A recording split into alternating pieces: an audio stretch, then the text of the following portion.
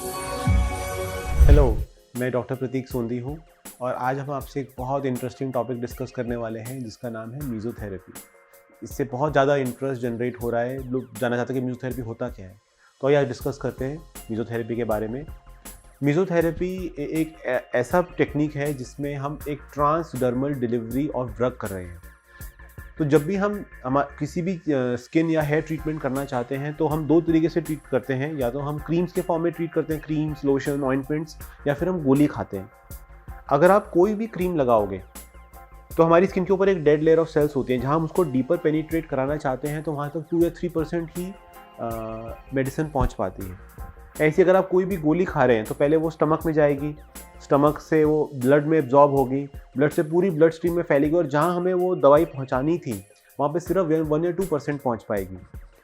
इसीलिए एक third alternative आया जिसको बोलते हैं मीज़ोथेरेपी। इसमें हम इंजेक्शन के द्वारा स्किन को क्रॉस करके जहां हमें मेडिसिन डिलीवर करनी है वहां पे हम पूरी क्वांटिटी में मेडिसिन को पहुंचा सकते हैं। फॉर एग्जांपल, अगर हम ये वही सेम क्रीम जो हम क्रीम लगा रहे थे, अगर हम उसको इंजेक्ट कर देंगे तो जो पहले 2% एब्जॉर्प्शन हो पा रहा था वो 100% एब्जॉर्प्शन हो सकता है।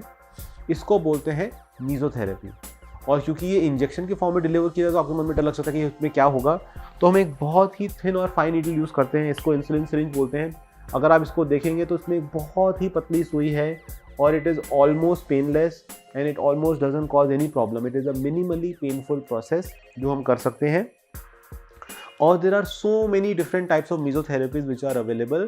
I will discuss a few which are very common and which are routinely used in our practice. The most common mesotherapy used is triamcinolone acetonide. It is a mild steroid injection और इसको हम बहुत सारे indications में use करते हैं। For example, एक alopecia areata करके कंडीशन होती है जिसमें पैची हेयर लॉस डेवलप हो जाता है। फॉर एग्जांपल, यहाँ पे थोड़े से हेयर गायब हो जाते हैं या फिर हमारे स्कैल्प पे थोड़े हेयर गायब हो जाते हैं, तो उसमें हम ये इंजेक्शन यूज़ करते हैं और जो रिजल्ट बाकी मेडिसिन से 3 या 6 या 9 मंथ्स में आना था वो बहुत जल्दी आ जाता है। फॉर एग्जांपल, अगर इसकी जगह हम स्टीरॉयड की टैबलेट्स देंगे तो उनके बहुत सारे साइड इफेक्ट्स होते हैं, जैसे बोन्स कमज़ोर हो सकती हैं, हमारे इन्फेक्शन होने का रिस्क बढ़ सकता है। लेकिन अगर हम ये इंजेक्शन के फॉर्म में यूज़ कर रहे हैं तो साइड इफेक्ट प्रोफाइल बहुत बहुत बहुत कंट्रोल रहता है। नेक्स्ट, हेयर लॉस एक बहुत कॉमन है और हेयर फॉल में हम मीज़ोथेरेपी यूज़ करते हैं। तो ये एक मीज़ो हेयर सोल्यूशन अवेलेबल है। इसमें green apple stem cell extract available है जिसको हम हेयर की रूट्स में इन्फ्यूज़ करते हैं। इनिशियली हम मंथली सेशंस करते हैं और फिर मेंटेनेंस करते हैं 1 से 3 मंथ्स। तो इसमें जो भी मेडिसिन हम डिलीवर करना चाह रहे हैं वो हेयर की रूट पे पहुंच सकता है। अगर हम कोई भी गोली खाएं, हम कोई भी क्रीम लगाएं तो वो उतना 100% रूट तक नहीं पहुंच पाएगा, लेकिन इसका सारा का सारा मेडिसिन रूट तक डायरेक्टली पहुंच जाता है।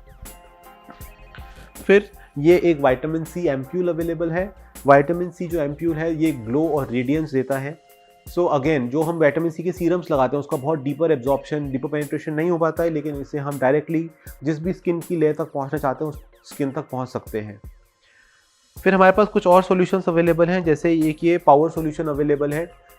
अभी लेटेस्ट जो इनोवेशन हुआ है ड्रग डिलीवरी में वो है पेप्टाइड्स की फॉर्म में। जैसे हम प्रोटीन्स अगर खाते हैं, प्रोटीन्स का बहुत बड़ा मॉलिक्यूलर साइज होता है। अगर हम उसको हम स्किन पे लगाएंगे तो एब्जॉर्ब नहीं हो पाएगा, तो हमने उसके मॉलिक्यूलर साइज को इतना ब्रेक कर दिया कि उसको पेप्टाइड्स बना लिया है। और ये पेप्टाइड्स इवन डीएनए तक जाके डीएनए तक को मॉडिफाई कर सकते हैं। तो ये एक SWS सॉल्यूशन है। ये स्किन को डीपिगमेंटिंग और वाइटनिंग सॉल्यूशन है। इसके अंदर इस तरह के ये वायल्स अवेलेबल होते हैं जिसको हम मीज़ोथेरेपी के फॉर्म में इंजेक्ट करते हैं, तो इससे अच्छा ग्लो और शाइन आ जाता है। इसको हम माइक्रो नीडलिंग के साथ भी कंबाइन कर सकते हैं। तो जब हम माइक्रो नीडलिंग करते हैं तो उसमें बहुत सारे चैनल्स क्रिएट हो जाते हैं और फिर हम उसको बिना इंजेक्शन के द्वारा भी दे सकते हैं।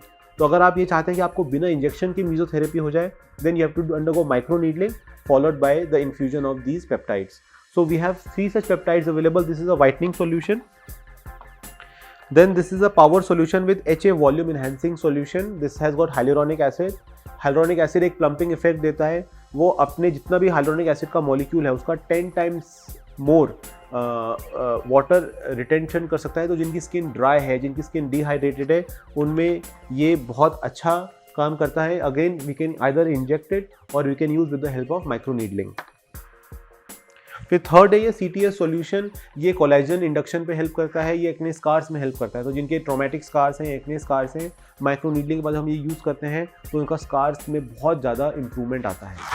तो ये थे कुछ कॉमन सॉल्यूशन जो हम मेसोथेरेपी में यूज़ करते हैं। अगर आपका कोई भी और कंसर्न है या फिर हम आपका कंसर्न कवर नहीं कर पाए हैं तो हमारे कमेंट्स में डालें and we will try to get back to you.